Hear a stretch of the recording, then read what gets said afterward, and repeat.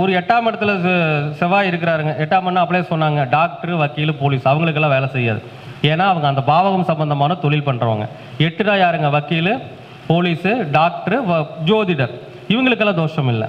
12ஆம் இடம்னு எடுத்துக்கிட்டிங்கனாலும் ஒரு உள்ளூர்லேயே இருக்கிறாங்க, ஒரு மருத்துவமனையில் வேலை பார்க்குறாங்க, ஒரு கோர்ட்டில் வேலை பார்க்குறாங்க, ஒரு லாட்ஜ் வச்சு நடத்துகிறாங்க, அவங்களுக்கெல்லாம் வேலை செய்யாது.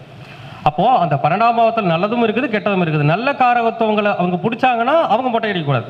இப்போ ஒருத்தருக்கு லக்னாதிபதி 12 இருக்குதுங்க, அவர் ஒரு லாட்ஜ் வச்சு நடத்துகிறாரு, 12ஆம் இடம் லாட்ஜ், அவர் மொட்டை அடிக்கக்கூடாது. அடித்தா வந்து என்ன ஆகிடுங்க, யோகம் போயிடும்.